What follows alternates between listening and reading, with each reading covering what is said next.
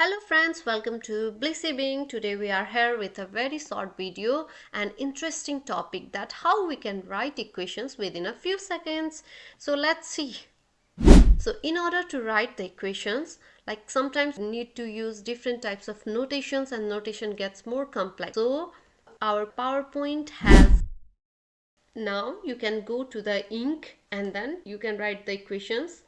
For example, ax square plus bx plus c is equals to 0. So look how easily our equations is inserted. Now if you have to use the notations, you can use such equations and you can represent. For example, I am representing a v bar. Similarly, you want lambda example. So that's how you can write the very complex equation within a few seconds. So for such interesting tips and tricks, like, share and subscribe Blissy Being and stay tuned.